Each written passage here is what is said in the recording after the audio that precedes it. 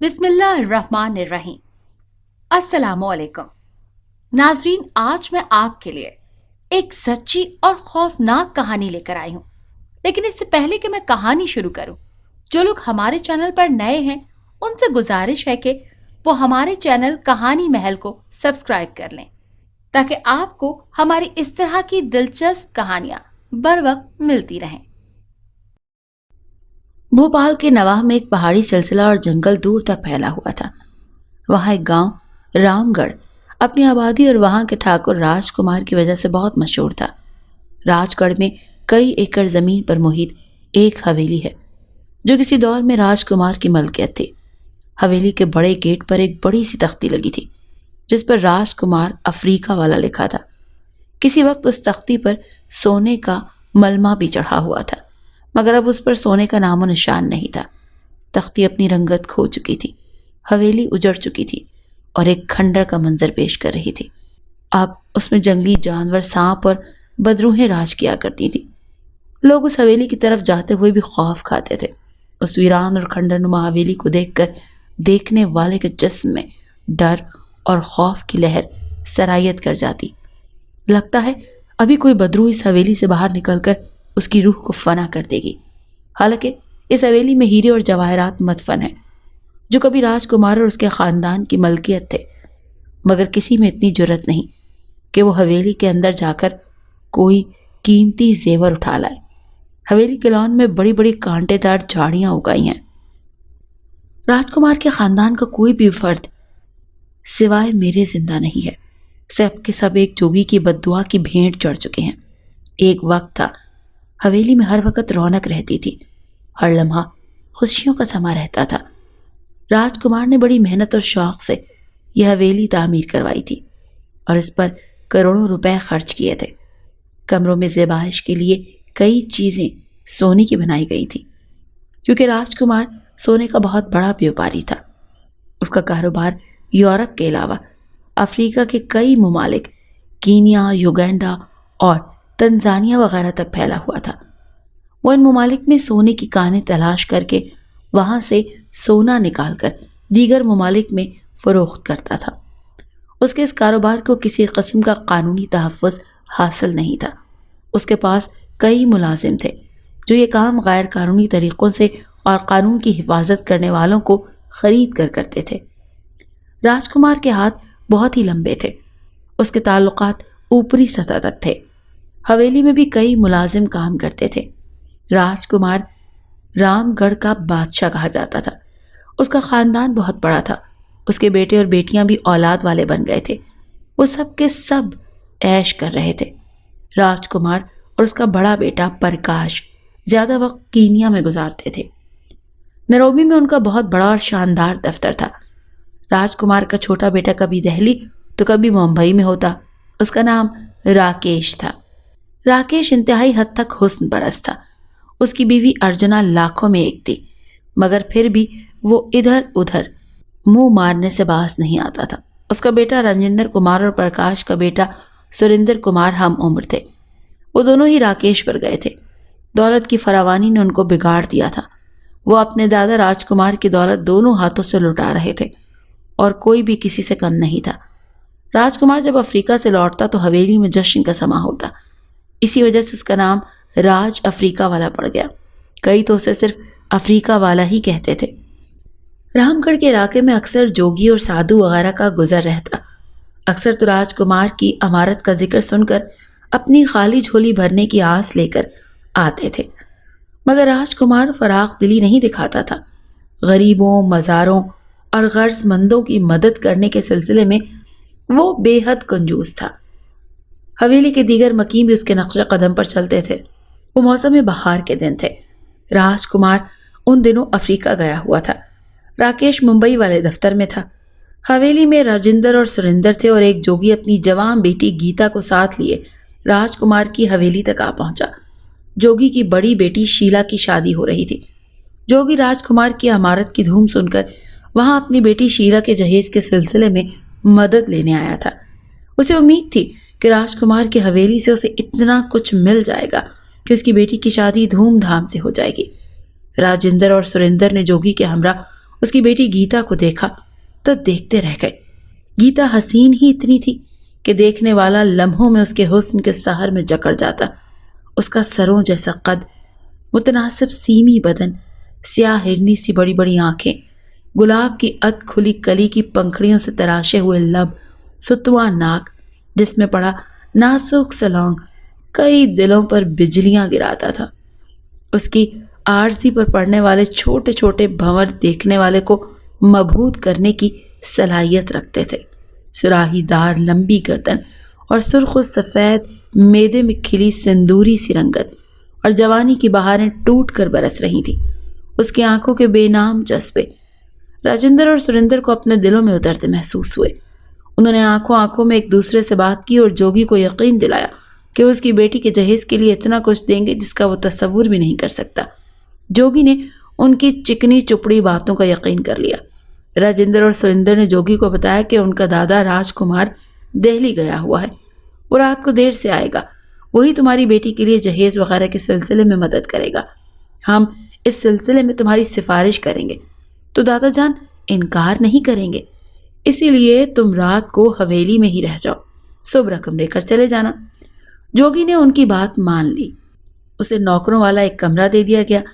گیتا کو علیحدہ کمرہ دیا گیا جہاں ایک نوکرانی بھی رہتی تھی۔ یہ سب راجندر اور سریندر کا منصوبہ اور چال تھی۔ رات کو ان دونوں نے گیتا کو زبردستی بے آبرو کر ڈالا۔ صبح ہوئی تو گیتا زندہ نہ تھی، اس نے خودکشی کر لی تھی۔ جوگی نے اپنی جواں بیٹی کا حشر دیکھا تو بلک بلک کر رونے لگا۔ جوگی نے روتے روتے آسمان کی طرف منہ اٹھایا اور راجندر اور سریندر کو شراپ دیتا رہا، بھگوان کرے تم دونوں کبھی اولاد کی خوشیاں نہ دیکھ پاؤ، تمہارے خاندان کا کوئی فرد جس کا اس حویلی سے تعلق ہو، وہ مرد ہو یا عورت، اولاد پیدا نہ کر سکے، یہ حویلی ویران ہو جائے، کوئی تمہارا نام لیوا نہ رہے۔ یہ کہہ کر جوگی نے گیتا کی لاش کاندھے پر ڈالی اور جنگل میں چل پڑا۔ وہاں اس نے گیتا کی لاش کو آگ لگا دی اور خالی ہاتھ لوٹ گیا۔ اس کے بعد اس جوگی کی کوئی خبر نہ ملی، نہ ہی وہ دوبارہ اس حویلی کی طرف لوٹ کر آیا۔ راجندر اور سریندر نے جوگی کے شراب کو کوئی خاص اہمیت نہ دی اور پھر سے عیش و سرور کی محفلوں میں گم ہو گئے۔ جوگی نے گیتا کی چتا جہاں جلائی تھی وہاں سے کبھی کبھی گیتا کی چیخیں سنائی دیتی تھی جو اس حویلی تک پہنچتی تھی۔ لگتا تھا کہ گیتا کی آتما ادھر ادھر بھٹک رہی ہے۔ یوں ہی 1 سال بیت گیا۔ راج کمار کے خاندان پر جوگی کے شراب کا کوئی اثر نہ ہوا۔ 1 سال بعد راج کمار کا چھوٹا بیٹا راکیش ممبئی والے دفتر میں مردہ پایا گیا۔ اس کے قتل کی وجہ آج تک معلوم نہ ہو سکی۔ راج کمار نے دولت پانی کی طرح بہائی مگر پولیس لاکھ کوشش کے باوجود بھی یہ معمہ حل نہ کر سکی۔ راج کمار میرے نانا تھے، میں ان کی بیٹی سنیتا کا بیٹا ہوں۔ میں راجندر اور سریندر سے بہت چھوٹا ہوں۔ میں بھی اپنے والدین کے ہمراہ اس حویلی میں رہتا تھا۔ کئی باتوں اور واقعات کا میں عینی شاہد ہوں۔ جب راجندر اور سریندر نے جوگی کی بیٹی گیتا کو بے آبرو کیا تھا اس وقت میری عمر 10 سال ہوگی۔ بعد کے حالات میں اپنی آنکھوں سے دیکھ چکا ہوں۔ جوگی کی بددعا اب رنگ لانے لگی تھی۔ 4 سال مزید گزر گئے تھے۔ اس حویلی میں کوئی بچہ پیدا نہ ہوا۔ کوئی عورت اگر امید سے ہوتی بھی تو حمل کسی خاندان میں شادی کی تھی۔ ان کی بیویاں آپس میں بہنی تھی۔ ان کا تعلق بھی امیر کبیر خاندان سے تھا۔ ان کا باپ بھی ارب پتی تھا اور وہ بھی سونے کا بیوپاری تھا۔ صبح ہوئی تو راجندر اور سریندر کے چہرے بجھے بجھے سے تھے۔ لگتا تھا وہ رات بھر سو نہیں سکے۔ ان کی بیویاں بھی الجھی الجھی لگ رہی تھی۔ 2 دن اور راتیں مزید بیت گئے۔ راجندر اور سریندر کے لبوں پر مسکراہٹ جو تھی وہ غائب ہو گئی۔ ان کی خاموشی اور خلاؤں میں گھورتے رہنا کسی طوفان کا پیش خیمہ لگ رہا تھا۔ 4 دن بعد ان کی بیویاں اپنے والدین کے گھر چلی گئیں اور پھر کبھی لوٹ کر نہ آئیں۔ انہوں نے راجندر اور سریندر سے علیحدگی کا فیصلہ کر لیا۔ راجندر اور سریندر نے بھی اس فیصلے کو تسلیم کر لیا۔ ہماری حویلی میں ہلچل مچ گئی۔ میرے نانا اور ماموں سریش غصے سے کھولنے لگے۔ سیٹھ اشوک نے بیٹیوں کو گھر بٹھا کر ان کی توہین کی ہے۔ اس نے بیٹیوں کو گھر ہی بٹھانا تھا تو شادی کیوں کی؟ راج کمار اور سریش اشوک سے بات کرنے کے لیے اس کے گھر جانے کو تیار ہوئے تو راجندر اور سریندر نے ان کو روک دیا۔ آپ لوگ اشوک کمار کے پاس نہ جائیں۔ راجندر نگاہیں جھکاتے ہوئے بولا۔ کیوں نہ جاؤں؟ راج کمار غصے سے بولا۔ اشوک کمار ہماری توہین کر رہا ہے اور تم کہتے ہو کہ ہم اس سے بات نہ کریں؟ سریش بھی اسی انداز میں بولا۔ اس میں اشوک اور اس کی بیٹیوں کا کوئی قصور نہیں۔ سریندر نے زبان کھولی۔ تو پھر قصور کس کا ہے؟ راج کمار غصے میں بولا۔ ہم دونوں کا۔ راجندر اور سریندر یک زبان ہو کر بولے۔ تم دونوں کا؟ کیا مطلب؟ سریش حیران کن لہجے میں بولا۔ ہم دونوں اولاد پیدا کرنے کی صلاحیت سے محروم ہو چکے ہیں، ہم کبھی باپ نہیں بن سکیں گے۔ راجندر شرمندہ ہو کے بولا۔ کیا بکواس کر رہے ہو؟ تمہاری باتیں میری سمجھ میں نہیں آ رہی، راج کمار جھنجھلاتے ہوئے بولا۔ راجندر اور سریندر نے جوگی کی بیٹی کے ساتھ زیادتی کرنے کی تفصیل کے ساتھ ساتھ جوگی کے شراپ کا بتایا تو راج کمار اور سریش سر پکڑ کر بیٹھ گئے۔ جوگی کے شراب میں اتنا اثر ہوگا اس کا تو انہوں نے کبھی تصور بھی نہیں کیا تھا۔ راجندر اور سریندر کی حالت قابل رحم ہو گئی۔ انہوں نے سوچا بھی نہ ہوگا کہ اوپر والا ان کو اتنی کڑی سزا دے گا۔ حویلی میں اب ماتم کا سما تھا۔ جہاں 2 دن قبل خوشیوں کا بسیرا تھا، وہاں اب غموں کے ڈھول بج رہے تھے۔ جوگی کو ہر حالت میں ہر قیمت پر تلاش کر کے حویلی میں لایا جائے۔ راج کمار نے اپنے خاص لوگوں کو حکم دیا۔ جو حکم سرکار، ہم نے جوگی کو ڈھونڈا ہے، بہت ڈھونڈا، اور ہم اسے ڈھونڈ لائیں گے، انہوں نے دعوے سے کہا۔ مگر ان کے تمام دعوے دھرے کے دھرے رہ گئے۔ جوگی کا تو کوئی سراغ نہ ملا، نہ جانے وہ کہاں چلا گیا تھا۔ راج کمار کے لیے یہ بہت بڑا صدمہ تھا، کیونکہ وہ راجندر اور سریندر سے بہت زیادہ پیار کرتا تھا۔ ان کی دولت اور جائیداد کے وہ وارث تھے، وہ ان سے بہت پیار کرتا تھا، اس کے لاڈلے تھے۔ مگر ان کے اس دکھ نے اس کو افسردہ اور بے چین کر ڈالا۔ اسے اب کوئی چیز اچھی نہیں لگتی تھی، وہ ہر وقت انہی کے بارے میں سوچتا رہتا۔ راج کمار نے یوگنڈا میں سونے کی تلاش شروع کرنی تھی۔ اس نے راجندر اور سریندر کو بھی وہاں لے جانا تھا تاکہ وہ اس کے کاروبار میں اس کا ہاتھ بٹائیں۔ اب ان دونوں کا مردانہ صلاحیتوں سے محروم ہو جانا راج کمار کے لیے ایک گہرا صدمہ تھا۔ یوں بھی وہ بہت افسردہ رہنے لگا۔ ایسا تو اس نے کبھی خواب میں بھی نہ سوچا تھا۔ انہی دنوں راج کمار کو ایک صدمے سے دوچار ہونا پڑا۔ بحری جہاز بھی بھاری مالیت کا سونا ہندوستان لا رہا تھا۔ اس بار راج کمار نے مال بیچا نہیں تھا اور بک بھی نہیں کرایا تھا۔ اس کے کسی ساتھی یا دشمن نے مخبری کر دی اور اس کا تمام مال بندرگاہ پر پہنچتے ہی پکڑا گیا۔ راج کمار نے بہت کوشش کی کہ کسی طرح سرکاری اہلکاروں کے پیٹ بھر کر مال چھڑوا لے، مگر اس کی کوئی تدبیر اور مال و دولت کام نہ آئے۔ تمام مال بحق سرکار ضبط ہو گیا اور اس کے ساتھ ہی راج کمار کو گرفتار کر لیا گیا۔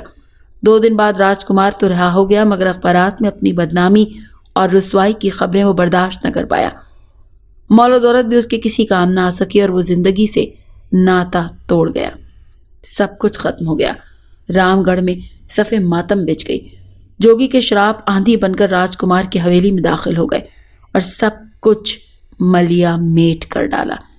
راجندر اور سریندر کی بیویوں کے واپس میکے جانے کی وجہ بھی آہستہ آہستہ لوگوں کو معلوم ہو گئی اور پھر یہ خبر جنگل میں آگ کی طرح پھیلی۔ رام گڑھ کے علاوہ دوسرے دیہاتوں میں بھی پہنچ گئی اور دونوں کسی کو منہ دکھانے کے قابل نہ رہے۔ انہوں نے حویلی سے باہر نکلنا چھوڑ دیا اور اندر ہی اندر قید ہو کر رہ گئے۔ پھر ایک رات خاموشی سے اپنی اس محرومی کا علاج کرانے کے غرض سے ممبئی روانہ ہو گئے، پھر وہاں سے دہلی۔ مگر کوئی ڈاکٹر، کوئی حکیم اور کوئی سادھو اور کوئی سنیاسی ان کی محرومیوں کا مداوع نہ کر سکا۔ دولت پانی کی طرح بہائی گئی، مگر جوگی کا شراپ نہ توڑ سکے۔ انکل سریش نے ان دونوں کو کینیا بلوایا کہ ممکن ہے کہ وہاں ان کا علاج ہو جائے، مگر وہاں بھی ان کو کامیابی نہ ملی۔ انہیں انگلینڈ بھجوایا گیا، مگر وہاں بھی ناکامی کا منہ دیکھنا پڑا۔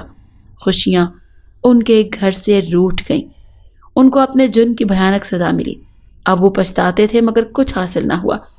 بظاہر وہ خوبصورت اور بھرپور جوان تھے، مگر ان کا اندر دیمک زدہ ہو گیا۔ پچھتاوے کی آگ نے ان کو اندر ہی اندر جلانا شروع کر دیا۔ ندامت اور شرمندگی نے ان کی زندگی سے بیزار کر ڈالا اور وہ واپس رام گڑھ لوٹ آئے اور پھر ایک روز ان دونوں نے خودکشی کر لی۔ راج کمار کی حویلی ایک بار پھر غموں میں ڈوب گئی۔ آہستہ آہستہ حویلی کے باقی مکین بھی زندگی سے ناتا توڑ گئے تو انکل پرکاش نے مجھے کینیا بلا لیا۔ اب میں ہی اس خاندان کا واحد اور آخری وارث تھا۔ میں نے اپنی آنکھوں سے اس حویلی کو برباد ہوتے دیکھا ہے، اسی لیے میں بے حد حساس ہو گیا۔ میں اس پر قابو پانے کا عہد کر رکھا تھا۔ میں نے یہ عہد کر لیا تھا کہ ایک بار پھر اس حویلی کو اسی طرح آباد کروں گا جس طرح میرے نانا نے طرح طرح کی مشکلات کا سامنا کرنا پڑتا تھا۔ افریقہ اس دور میں بھی ایک تاریک بر اعظم تھا۔ اس تاریک اور پراسرار خطہ زمین پر بسنے والی مخلوق جدید زمانے کی ہلاکت خیز سائنسی ایجادات سے محروم تھی۔ مغربی اور امریکی ایجادوں کے قصے ان لوگوں نے صرف سن رکھے تھے، مگر اس بارے میں مزید تفصیلات وہ نہیں جانتے تھے۔ وہاں پر کئی قدیمی تاریخی قبیلے حکمران تھے، ان میں وحشیانہ اور جاہلانہ پن کوٹ کوٹ کر بھرا تھا۔ میں نے مزید کئی ماہ ان لوگوں کے بارے میں معلومات حاصل کرنے میں گزار دیے، مگر پھر بھی ان کے بارے میں مکمل طور پر میں معلومات حاصل نہ کر سکا۔ میری معلومات میں ابھی بھی تشنہ لبی تھی۔ ظاہر میں نے کافی محنت کی اور وہاں ہی ایک مقامی کمپنی کے ساتھ مل کر سونے کا ایک ذخیرہ دریافت کر لیا۔ ان لوگوں نے میری کمپنی اور میرے ساتھ بڑا تعاون کیا اور وہاں سے ہم سونا نکالنے میں کامیاب ہو گئے۔ وہ بہت بڑی کان تھی جس نے نہ صرف مجھے بلکہ راج کمار اینڈ کمپنی کو بھی اپنے پاؤں پر کھڑا کر دیا۔ میں اب مالی طور پر مضبوط ہو گیا تھا۔ اس عرصے میں انکل سریش بھی چل بسے اور میں زندگی میں اس دوڑ میں تنہا رہ گیا۔ اب میں ایک امیر ترین شخص تھا۔ حسین اور نوجوان لڑکیاں مجھ پر فریفتہ ہونے کے لیے بےتاب تھیں، مگر میں تو ایک ادھورا اور نامکمل انسان تھا، اسی لیے میں ان سے دور بھاگتا تھا۔ میں نیروبی کے نائٹ کلبوں میں باقاعدگی سے جاتا، شراب پیتا، دوشیزاؤں کے ساتھ رقص کرتا، مگر کسی کو اپنے ساتھ رات گزارنے کی دعوت نہیں دیتا۔ لڑکیاں میری اس بے رخی کو غرور کا نام دیتی، مگر میں اندر ہی اندر کڑھنے لگتا۔ اپنی بے بسی پر رونا آتا، جاگتی آنکھوں میں بلا کی ویرانیاں پھیل جاتی، ان میں کوئی مدھر سپنا نہ ہوتا، ادھورے خوابوں کا سایہ تک نہ ہوتا۔ میرا دل اور میری آنکھیں اس طرح خالی تھی جیسے زندگی کا کوئی بھی کیف اور نشہ ان میں کبھی نہ جگمگایا ہو۔ میری بے مہر آنکھیں بہاروں سے گریزاں تھیں اور خواب دیکھنے سے کترانے لگیں۔ ان کی گہرائی میں کئی تلاطم چھپے تھے جو ان کی پلکوں پر تھر تھرایا کرتے تھے۔ میں ایک گھنایا ہوا چاند تھا۔ نہ جانے مجھے کیوں یہ یقین تھا کہ میں ایک نہ ایک دن مکمل انسان بن جاؤں گا، مگر ابھی میری توجہ کاروبار پر تھی۔ مزید 1 سال تک میں نے کامیابیاں حاصل کی، اس کے بعد میں اپنی اس کمی پر توجہ دینا چاہوں گا۔ انہی دنوں ایک افریقی ملک کے مقامی پارٹی سے ایک جزیرے میں واقع ایک کان سے سونا نکالنے کا معاہدہ طے پایا۔ 6 ماہ بعد جب ہم وہاں سونا نکالنے کا پروگرام بنایا تو معلوم ہوا کہ اس علاقے میں ایک فانگ نامی قبیلے کا کنٹرول ہے اور ان لوگوں کی مدد کے بغیر ہم وہاں پر قدم بھی نہیں رکھ سکتے۔ سونے کی کانوں پر بھی انہی کا قبضہ ہے۔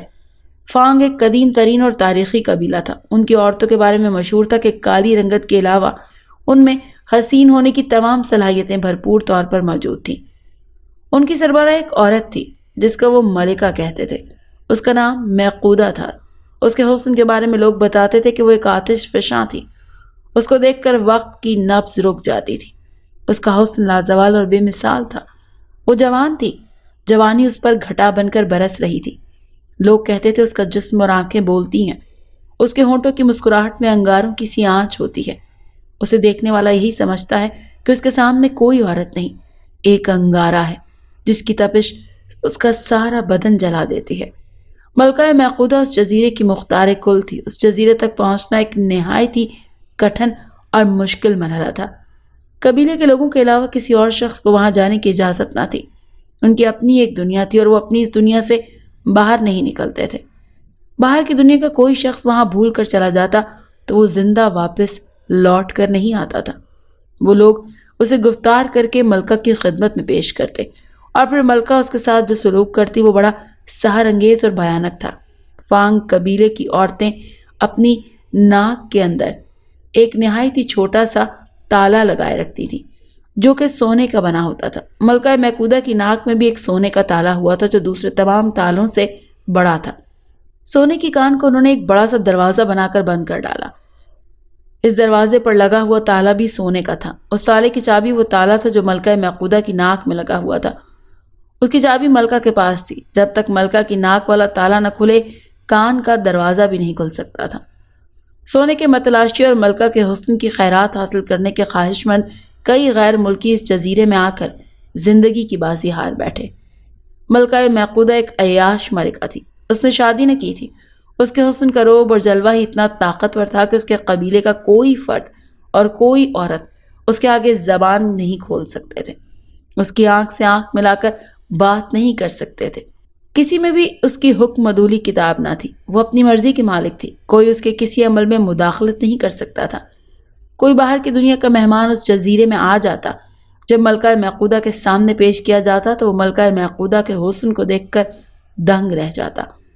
سونا حاصل کرنے کی خواہش کے ساتھ ساتھ ملکہ کے حسن سے سراب ہونے میں بھی اس کا من مچل اٹھتا۔ ملکہ اجنبی کی خواہش جان جاتی اور حکم دیتی کہ اجنبی کو مہمان کا درجہ دے کر اس کی خاطر مدارت کی جائے۔ یوں اجنبی کا خوف کم ہو جاتا، مہمان کی بہت اچھے سے خدمت کی جاتی۔ اس کے بعد ملکہ محقودہ اسے تنہائی میں اپنی خوابگاہ میں بلاتی، جو خصوصی طور پر بنائی گئی تھی۔ اجنبی مہمان ملکہ کا نیم اڑیا جسم دیکھ کر اپنے آپ میں نہ رہتا۔ تم سونے کی تلاش میں آئے ہو دوست؟ ملکہ اسے محبت بھری نظروں سے دیکھتے ہوئے کہتی۔ ہاں، نہیں، ہاں۔ اجنبی کی زبان اس کا ساتھ نہیں دے پاتی کہ وہ کیا کہے اور کیا نہ کہے۔ میں اس سونے کی کان کی ملکہ ہوں، اگر میں تمہاری بن جاؤں تو پھر یہ سب کچھ تمہارا ہے۔ ملکہ کے الفاظ اجنبی کے کانوں میں رس کھولنے لگتے۔ مرد کے لیے ایک عورت کی قربت ایک ایسی مجبوری ہے کہ اس کے پانے کے لیے عورت کی مرد ہر شرط مان لیتا ہے، کیونکہ دنیا میں صرف دو ہی بھوکیں ہیں، ایک پیٹ کی بھوک اور دوسری جنسی بھوک۔ دوسری بھوک ملکہ کی بھی مجبوری تھی، پر جب اس کی جنس کی آگ ٹھنڈی ہوتی تو اجنبی زندگی کی بازی ہار چکا ہوتا۔ ملکہ میں کوئی ایسی حیوانی کشش تھی جس میں کوئی ایسا زہر تھا کہ جو بھی مرد اس کے ہمراہ رات گزارتا وہ زندہ نہ رہتا، مرد کا جسم نیلا پڑ جاتا اور وہ اپنی زندگی گنوا بیٹھتا۔ اس پرخطر جزیرے پر فانگ قبیلہ اور اس کی ملکہ کے بارے میں انوکھی معلومات جان کر میں خوفزدہ سا ہو گیا۔ سوچا بھول جاؤں اس جزیرے اور سونے کی کان کو، میں یہاں سے کچھ بھی حاصل نہیں کر پاؤں گا۔ میں 2 دن اسی کے بارے میں سوچتا رہا، بالآخر میں نے اس مہم کو سر کرنے اور آگ میں کودنے کا فیصلہ کر لیا۔ میں نے ہندوستان سے 2 قابل عامل اور سادھو بلوائے، ان کو بھاری رقم بھی دی اور ملکہ محقودہ کے بارے میں تمام معلومات بتا کر ان سے اس سلسلے میں مدد کرنے کو کہا۔ انہوں نے یقین دلایا کہ وہ اس راز کو کھوجنے کی بھرپور کوشش کریں گے کہ ملکہ محقودہ میں یہ خاص طاقت کہاں سے آئی ہے اور کیسے آئی ہے۔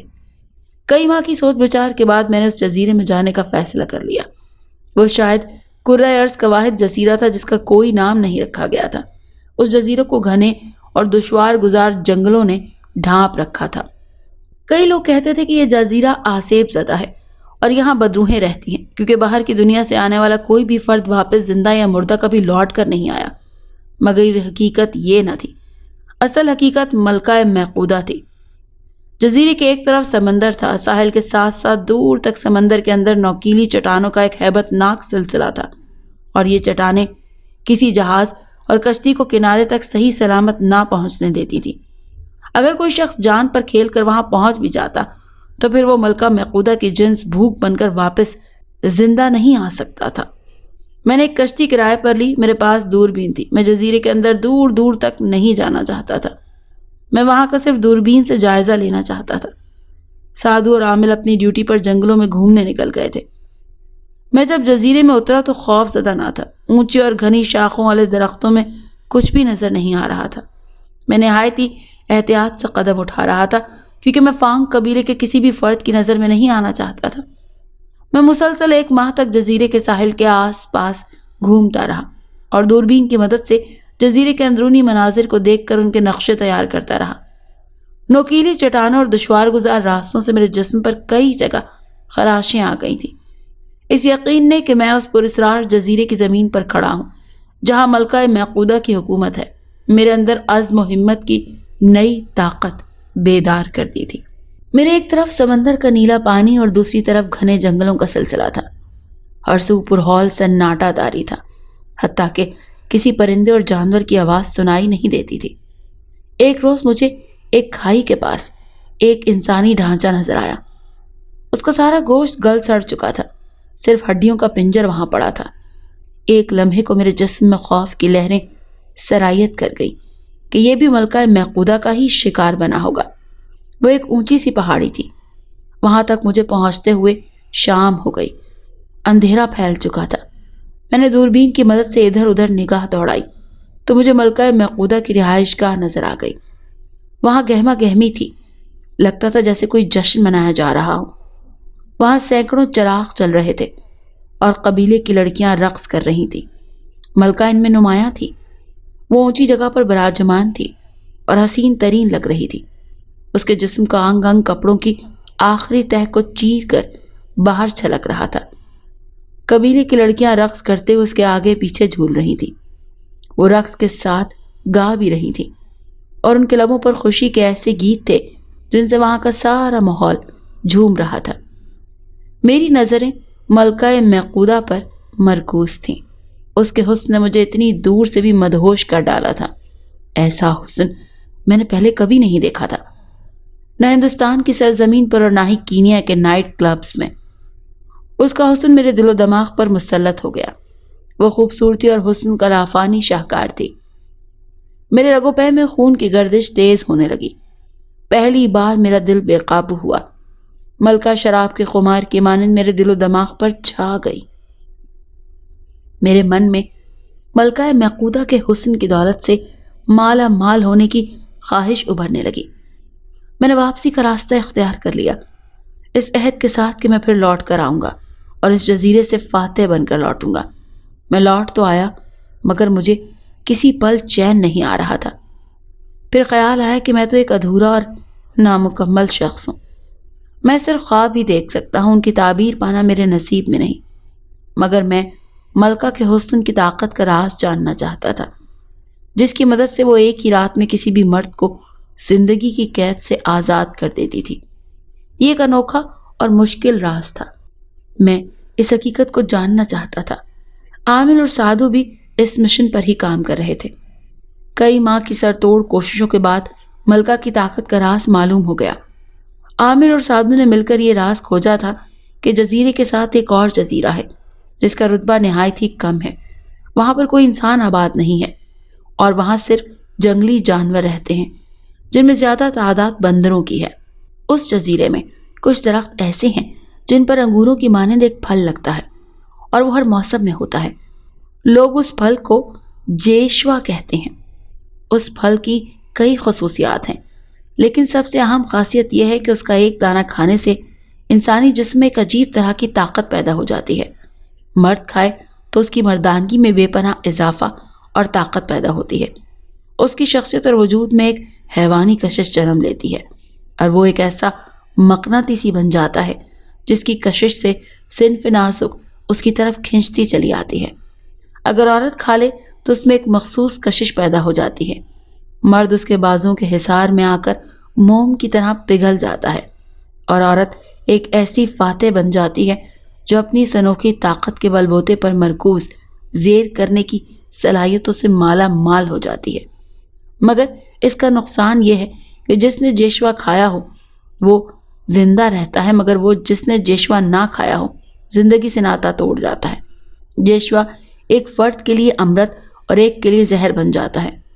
بندر بھی وہ پھل کھاتے ہیں، مگر جب ان کی اموات ہونے لگتی ہیں تو وہ سنبھل گئے۔ اب بندروں نے وہ پھل کھانا چھوڑ دیا۔ ملکہ میقودہ وہ ایک ماہ بعد اس جزیرے میں آتی تھی جو جیشوا کھا کر لوٹ جاتی تھی۔ بندر ملکہ سے مروب تھے اور وہ ملکہ کے جزیرے میں آمد پر احترام سے کھڑے ہو جاتے۔ ملکہ ان کے لیے کھانے پینے کی اشیاء لاتی، جس کی وجہ سے وہ ملکہ کی آمد پر کسی قسم کی شرارت اور احتجاج نہیں کرتے تھے۔ ملکہ جیشوا کھاتی اور لوٹ جاتی۔ ملکہ کے علاوہ بندر کسی اور ذی روح کو اپنے جزیرے میں داخل نہیں ہونے دیتے اور نہ ہی کسی کو جیشوا کھانے دیتے ہیں۔ ملکہ کی انوکھی طاقت کے راز اس جزیرے کا پھل جیشوا ہی تھا۔ یہ جان کر میں نے عہد کر لیا کہ میں اس جزیرے میں ضرور جاؤں گا اور جیشوا کا پھل ضرور کھاؤں گا، کیونکہ میں تو ویسے بھی زندگی سے عاجز تھا، صلاحیت ہی نہیں تھی۔ ان کا جینا بیکار تھا، مگر وہاں جانا تو خطرے سے خالی نہ تھا۔ میں نے سن رکھا تھا کہ جنگل میں رہنے والے بھی کبھی کبھی نہایت ہی خوفناک اور بے درد بن جاتے ہیں۔ وہ انسان کی جان لینے سے بھی دریغ نہیں کرتے۔ اور پھر اس جزیرے میں جیشوا کے درخت ان بندروں کا قبضہ بھی تھا۔ وہاں جانا موت کو دعوت دینے والی بات تھی، مگر اس پر تو میری زندگی کا انحصار بھی تھا۔ میں جیشوا کھا کر اپنی کھوئی ہوئی مردانگی حاصل کرنا چاہتا تھا۔ زندگی یا موت، میں نے ان دونوں میں سے ایک کا فیصلہ کرنا تھا۔ 2 ماہ اسی سوچ و بچار میں لگ گئے۔ میں خوابوں میں بھی جیشوا ہی دیکھتا۔ میں ان کو کھا کر حسن و جمال کا نامور نمونہ بن گیا ہوتا۔ میرے من کے برسوں سے مرجھائے ہوئے پھول کھل جاتے۔ اب مجھے کوئی لڑکی مغرور ہونے کا طعنہ نہیں دے گی۔ اب میں کسی کو بھی خالی ہاتھ نہیں لوٹاؤں گا۔ میں نے دیہاتی اور پسماندہ علاقوں میں ان لوگوں کی تلاش شروع کر دی جو پالتو بندروں کا ناچ اور تماشا دکھا کر روزی کماتے ہیں۔ وہ گاؤں گاؤں گلی گلی چلتے ہیں۔ جلدی ایسے لوگ مجھے مل گئے۔ میں نے بڑی مشکل سے ان کو اعتماد میں لیا اور ان کو تمام بات بتا کر ان کا سلسلے میں مدد کی اپیل کی، مگر انہوں نے جزیرے میں جانے سے انکار کر دیا۔ انہوں نے بتایا کہ اس جزیرے میں کالے بندر رہتے ہیں جو نہایت ہی لڑاکا، خطرناک اور خونی ہیں۔ انہوں نے مجھے ایک اور گاؤں اور ایک ایسے بندر والے کا پتہ دیا جس کے پاس ایک ایسی کالی بندریا تھی جس کا تعلق اس جزیرے کے بندروں سے بنتا تھا۔ میں کئی میل کا سفر طے کرتا ہوا وہاں تک جا پہنچا۔ اس نے پہلے تو انکار کر دیا، مگر جب میں نے اسے کافی رقم کا لالچ دیا تو وہ میرے ہمراہ اس جزیرے پر جانے کے لیے تیار ہو گیا۔ وہ بتانے لگا کہ وہ ایک بار اس جزیرے میں جا چکا ہے، مگر وہ جیشوا کی تلاش میں نہیں گیا تھا، نہ ہی اسے جیشوا کی خوبیوں کا علم ہے۔ اسے بتایا کہ اس جزیرے کے گھنے جنگل میں غاروں کے بندر کثرت سے پائے جاتے ہیں۔ بندر کوئی خوفناک جانور نہیں اور نہ ہی اسے درندہ کہا جا سکتا ہے۔ لاڈ اور پیار سے اس سے ہر بات منوائی جا سکتی ہے، لیکن اگر وہ کسی گروپ کی شکل میں ہو، وہ اس حالت میں بفر جائیں تو کسی اکیلے انسان کو زندہ نہیں چھوڑتے۔ یہ انسان کا گوشت نہیں کھاتے، مگر غصے میں آ کر اگر وہ کسی انسان پر ٹوٹ پڑیں تو اس کے جسم پر گوشت رہنے نہیں دیتے۔ ایسی خطرناک صورتحال میں وہ کبھی بھی آ سکتے ہیں۔ جب ان کے خاندان میں بندر اور بندریا کی شادی ہوتی ہے، ان دنوں ان کے قریب سے گزرنا خودکشی کے مترادف ہے، کیونکہ اس خوشی کے عالم میں وہ اپنی حدوں میں کسی بھی انسان کی موجودگی برداشت نہیں کرتے۔ اس کے برعکس وہ دیگر جانوروں کی موجودگی کی پرواہ نہیں کرتے۔ شادی کے عرصے میں ان پر رومانوی کیفیت طاری ہوتی ہے جو نہایت ہی دلچسپ اور دیکھنے سے تعلق رکھتی ہے۔ شادی کے دنوں میں ان کا اچھلنا کودنا سینکڑوں انسانوں کے کہکے لگانے کے برابر ہوتا ہے۔ اس شخص نے مجھے تسلی دی اور کہنے لگا کہ وہ مجھے جیشوا ضرور کھلائے گا۔ اس کی بندریا کا تعلق ان بندروں کے قبیلے سے ہے۔ وہ بندریا کو ساتھ لے کر جائے گا۔ اس کی موجودگی میں بندروں سے کچھ نہیں کہیں گے۔ وہ چاہتا تھا کہ وہ اکیلا ہی جائے گا اور جیسے بھی ہو جیشوا لے کر آئے گا، مگر مجھے اس کی باتوں پر مکمل یقین نہیں تھا، اسی لیے میں نے اس کے ہمراہ جانے کا فیصلہ کر لیا۔ آپ کا ساتھ جانا ٹھیک نہ ہوگا۔ بندروں نے آپ کو دیکھ لیا تو وہ بفر گئے تو پھر کیا ہوگا؟ میں دور سے ہی دیکھتا رہوں گا، ان کی نظر مجھ پر نہیں پڑے گی۔ جیسے آپ کی مرضی۔ اگر کسی بندر نے آپ کو نقصان پہنچایا تو میں ذمہ دار نہیں ہوں گا۔ میرے مقدر میں جو لکھا ہے وہ ہو کر رہے گا۔ تم نہیں جانتے ہو کہ جیشوا کھانا میرے لیے کتنا اہم ہے۔ میری ضد سے مجبور ہو کر وہ مجھے ساتھ لے جانے پر رضامند ہو گیا۔ اسے جنگل تک پہنچنے کے لیے ایک صحرائی راستے کا انتخاب کیا۔ وہ ایک طویل، دشوار گزار اور جان لیوا سفر ثابت ہوا۔ صحرائی علاقے سے گزر کر ہم ایک گھنے جنگل میں داخل ہو گئے۔ بھگوان بھگوان کر کے وہ سلسلہ ختم ہوا تو ہمیں پہاڑوں کی چوٹیاں نظر آئیں جو دور دور تک پھیلی ہوئی تھیں۔ ہر طرف ریت ہی ریت نظر آتی تھی۔ ہم دونوں 2 راتیں برابر چلتے رہے۔ میدانی سلسلہ ختم ہونے کا نام ہی نہیں لے رہا تھا۔ پہاڑوں کی چوٹیاں برابر نظر آ رہی تھیں۔ وہ صحرائی میدان بھی اب خطرناک لگنے لگا تھا۔ ہر طرف جنگلی درندوں اور وحشی قبیلوں کے حملے کا دھڑکا سا لگا ہوا تھا۔ میدان کی خوفناک تنہائی اور تاریکی میں آسمان گھومتا نظر آنے لگا۔ ایسے لگتا تھا جیسے کوئی بہت بڑا طوفان آنے والا ہے، جس کی کیفیت بھی کسی آندھی کی نشاندہی کر رہی تھی۔ پھر تیز ہوا چلنے لگی جس نے ریت کو اڑانا شروع کر دیا۔ ہم ایک نشیب والی جگہ پر لیٹ گئے۔ اس کے ساتھ ہی آندھی نے وہ شدت اختیار کی کہ اب ہمیں کچھ بھی دکھائی نہیں دے رہا تھا، بس ہمیں اپنے اوپر ریت گرتی ہوئی محسوس ہو رہی تھی۔ اب بندر والا پچھتانے لگا تھا۔ ہم نے صحرائی اور پھر میدانی راستہ اختیار کر کے غلطی کی۔ جنگل والے راستے سے جاتے تو آندھی سے تو محفوظ رہتے، بندریا بھی مجبوراً ہمارا ساتھ دینے پر مجبور تھی۔ معلوم نہیں کہ ریت کا وہ طوفان کتنا عرصہ جاری رہا۔ جب طوفان تھما تو ہم نیم مردہ حالت میں اٹھے۔ ہماری آنکھوں سے پانی بہہ رہا تھا کیونکہ ان میں ریت بھر گئی تھی۔ نقاہت اور تھکاوٹ نے ہمیں پس مردہ کر دیا تھا، مگر وہاں ٹھہرنا بھی خطرے سے خالی نہ تھا، اسی لیے ہم دوسرے کا ہاتھ تھام کر آگے بڑھنے لگے۔ خدا کی قدرت کہ وہ آسمان جو پہلے آندھی کی وجہ سے سیاہ ہو گیا تھا اب چاند نکل آیا۔ مدھم سی چاندنی ہر سو پھیل گئی۔ بالآخر ہم پہاڑوں کی وادی میں پہنچ گئے۔ گھنے درختوں کی قطاریں نظر آ رہی تھیں۔ یہاں سے ہی بندروں والے جزیرے کا آغاز ہونا تھا۔ ہم نہایت ہی احتیاط سے قدم اٹھا رہے تھے۔ چلتے چلتے ہم ایک اونچی پہاڑی پر پہنچ گئے۔ وہاں سے نیچے کا منظر صاف دکھائی دے رہا تھا۔ مداری نے مجھے ایک طرف اشارہ کر کے بتایا کہ وہ بندروں کا مسکن ہے، وہاں ہی جیشوا پودے ہیں۔ میں نے دوربین کو صاف کیا اور ایک طرف دیکھنے لگا۔ دوربین سے وہاں کا منظر صاف نظر آنے لگا۔ کئی بندر پھدک رہے تھے۔ میں نے دیکھا کہ ایک مادہ ایک بڑے سے پتھر پر رانی بنی بیٹھی تھی اور ایک بندر اس کے سامنے بیٹھا ایسے انداز میں دیکھ رہا تھا جیسے وہ اس پر اپنے پیار کا اظہار کر رہا ہو، اسے محبت کی بھیک مانگ رہا ہو۔ مادہ نے ناپسندیدگی کا اظہار کرتے ہوئے اپنا منہ دوسری طرف پھیر لیا تو بندر اچک کر دوسری طرف ہو گیا اور اپنا منہ اس کے سامنے کر کے قریب کرنے لگا۔ بندر اسی طرح اچھل کود کر رہے تھے۔ وہ اٹھا اور شرمندہ سا ہو کر پھر بندر کے سامنے بیٹھ گیا۔ بندریا نے پھر بھی اسے منہ نہ لگایا اور اپنا رخ بدل لیا۔ میں ادھر ادھر دیکھا تو درختوں کے اوپر اور نیچے محبت کے ایسے ہی ڈرامے چل رہے تھے جن میں لڑائی، مار کٹائی اور سنسنی خیزی بھی تھی۔ میں اور مداری اس رومان آلودہ مناظر اور شور میں کہیں کھوئے ہوئے تھے۔ پھر مداری اپنی بندریا کو لے کر نیچے گہرائی میں اترنے لگا۔ اس نے مجھے تاکید کی کہ میں کسی بھی صورت نیچے نہ آؤں۔ جب بندروں نے مداری اور بندریا کو دیکھا تو شور و غل کرنے لگے۔ وہ سب کے سب حیرت زدہ ہو کر مداری اور بندریا کی طرف دیکھنے لگے۔ تمام بندر جہاں تھے پھر وہیں ساکت ہو گئے۔ کچھ خوشمگی نگاہوں سے ایک دوسرے کو دیکھنے لگے جیسے پوچھ رہے ہوں کہ یہ کون ہمارے رنگ میں بھنگ ڈالنے آ گیا۔ اتنے میں مداری نے اپنی بندریا کو آزاد کر دیا۔ پہلے تو وہ جھجکی اور وہ سوچنے لگی کہ کیا کروں، پھر وہ آہستہ آہستہ آگے بڑھنے لگی۔ وہ چند ہی قدم آگے بڑھی کہ کئی بندر دوڑتے ہوئے اس کی طرف آ گئے۔ انہوں نے بندریا کو گھیر ڈالا اور غضبناک نگاہوں سے اسے دیکھنے لگے۔ وہ چڑ بھی کر رہے تھے، اس کی طرف دیکھ رہے تھے، مگر بندریا خاموش اور بھیگی بلی بنی کھڑی تھی۔ اتنے میں ایک بندر نے گھیرا توڑا اور اس کی طرف بھاگنے لگا اور دوڑ کر ایک غار میں داخل ہو گیا۔ کچھ ہی دیر کے بعد وہ واپس آیا تو اس کے ہمراہ ایک اور بندر تھا جو قد کاٹ میں سب سے بڑا تھا۔ وہ جب گھیرے والے مقام پر پہنچے تو تمام بندر خاموش ہو گئے۔ وہ سیدھا بندریا کے پاس پہنچا اور اپنا منہ اس کے منہ کے قریب لے گیا۔ وہ کافی دیر بندریا کے پاس یوں ہی کھڑا رہا، یوں لگ رہا تھا جیسے وہ اس سے پوچھ رہا ہو کہ تم کون ہو اور کہاں سے آئی ہو۔ جواب میں بندریا نے اسے اپنے اور اپنے مالک کے بارے میں بتایا ہوگا۔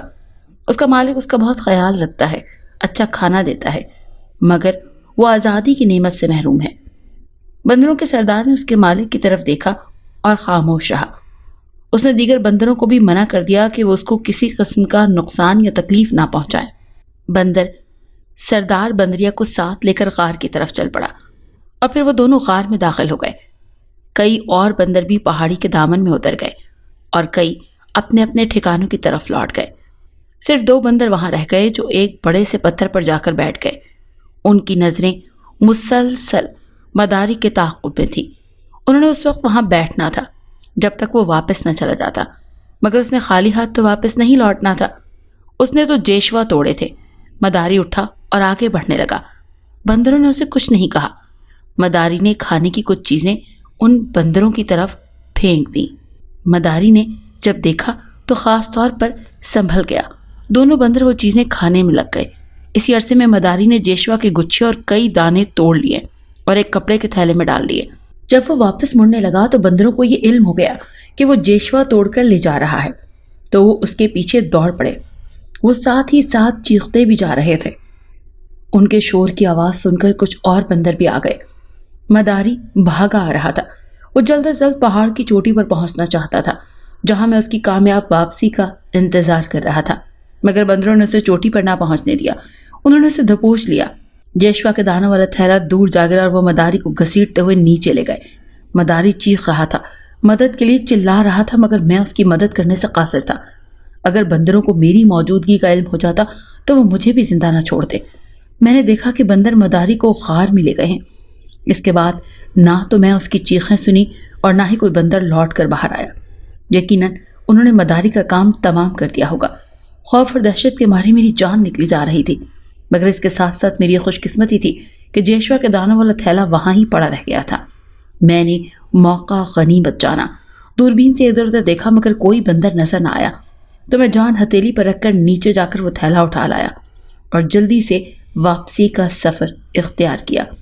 میں نے جانے کتنی دیر کتنے گھنٹے بھاگتا رہا اور تھکا دینے والے سفر کے بعد میں اپنے ٹھکانے پر پہنچ گیا۔ تھیلے میں جیشوا کے 2 گچھے اور مزیدار دانے موجود تھے۔ جیشوا کا ایک دانہ صبح اور ایک رات کو کھانے سے میں نے 1 ہفتے کے اندر ہی اپنے جسم میں بے پناہ طاقت محسوس کی۔ جوگی کے شراپ کا اثر زائل ہو گیا تھا اور اب میں ایک مکمل انسان بن گیا تھا۔ میں نے مسلسل 1 ماہ جیشوا کے دانے کھائے۔ ابھی میرے پاس کافی دانے موجود تھے۔ جیشوا کے بارے میں جو کچھ بتایا گیا تھا، جو کچھ میں نے سنا تھا، وہ سچ سے بڑھ کر ثابت ہوا۔ میری تو کایا ہی پلٹ گئی۔ میں اب زندوں میں شمار ہونے لگا، مگر وہ میری بھول تھی۔ میں تو سرابوں کے پیچھے بھاگ رہا تھا۔ جوگی کے شراپ کا اثر زائل نہ ہوا تھا۔ وہ شراپ میرے خاندان کے ساتھ کسی جونک کی مانند چمٹ گیا تھا۔ میں ملکہ محقودہ تک جا پہنچا۔ میں نے اس کے حسن اور جوانی کی شراب بھی پی لی، مگر میں زندہ رہا۔ ملکہ محقودہ کا زہر میری زندگی نہ چھین سکا۔ ملکہ کے لیے یہ سب کچھ غیر متوقع تھا۔ شاید جیشوا زیادہ کھانے سے میرے اندر کا زہر کچھ زیادہ ہی بڑھ گیا تھا، جس کی وجہ سے سب کچھ الٹ پلٹ ہو گیا تھا۔ میرے اندر بھرے ہوئے زہر نے ملکہ کی جان لے لی۔ اس نے میری آنکھوں کے سامنے تڑپ تڑپ کر جان دے دی۔ میں وہ منظر برداشت نہ کر سکا اور وہاں سے بھاگ کر دوسری پہاڑی پر آ گیا۔ ملکہ کی موت کے ساتھ ہی وہاں ایک زوردار دھماکہ ہوا۔ یوں لگا جیسے زلزلہ آ گیا ہے۔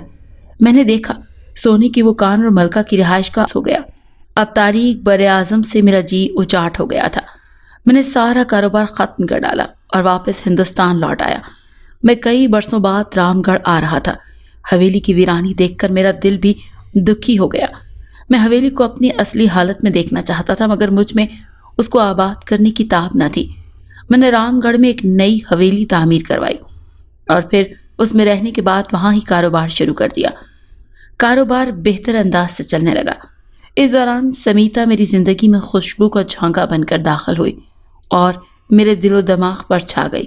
اس کی شکل کافی حد تک ملکہ محقودہ سے ملتی جلتی تھی۔ اس کا معصوم چہرہ، جھیل کی طرح گہری آنکھیں، پیاری تراشی کے یاقوت ہونٹ، خوبصورت بدن، وہ ہر لحاظ سے حسین تھی اور پوجے جانے کے قابل تھی۔ میں اس کی پرستش کرنے لگا۔ جلدی ہم شادی کے بندھن میں بندھ گئے۔ دلہن کے لباس میں وہ غضب ڈال رہی تھی۔ اس کی افشاں سے دہکتی مانگ، خوبصورت پیشانی پر چمکتا نور تن ٹیکا، لرزتے کانپتے ہونٹ، نازک سی ناک میں پڑی ننھی سی نتھ، بھاری پپوٹوں اور گھنی پلکوں والی بند آنکھیں، وہ خطرناک حد تک حسین لگ رہی تھی۔ وہ ہماری سہاگ رات تھی، امنگوں اور آرزوؤں بھری رات۔ سمیتا کسی پر کٹی چڑیا کی طرح میرے آہنی بازوؤں میں پھڑ پھڑاتی رہی۔ صبح کا اجالا میرے دامن میں محرومیوں کا انبار لے کر آیا۔ سمیتا مر چکی تھی۔ اس کا جسم نیلا پڑ گیا تھا۔ لگتا تھا اس کے جسم میں زہر پھیل گیا ہے۔ اس کی موت کا ذمہ دار میں ہی تھا۔ وہ جیشوا کا اثر تھا جو کہ اب بھی میرے وجود اور خون میں زہر بن کر دوڑ رہا تھا۔ اس کے بعد 2 عورتیں میری زندگی میں آئیں، مگر وہ بھی اسی رات کو ہی مر گئیں۔ برسوں بیت گئے۔ میں اب دن بدن موت کی طرف جا رہا ہوں۔ جیشوا کھانے کی مجھے کڑی سزا ملی ہے۔ میں اس دنیا میں اکیلا ہوں۔ میرے پاس ڈھیروں دولت ہے جس کا کوئی وارث نہیں۔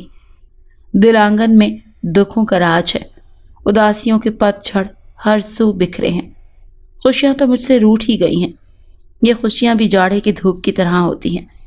ابھی پورا آنگن بھی روشن نہیں ہو پاتا کہ چھاؤں پھیل جاتی ہے۔ سہاروں کے تحت جینے والے بے بس اور ناکارہ ہوتے ہیں۔ میری طرح بارش کی منتظر کھیتیاں اکثر سوکھ جاتی ہیں۔ اگر آپ کو یہ کہانی اچھی لگی ہے تو اسے لائک کیجیے اور ہمارے چینل کہانی محل کو سبسکرائب کیجیے۔ اور ہاں، اگر آپ کے کسی دوست، رشتہ دار یا بہن کے ساتھ خدا نخواستہ اس طرح کا کوئی بھی واقعہ پیش آیا ہے تو ہمیں کامنٹ سیکشن میں اس کے بارے میں ضرور بتائیے۔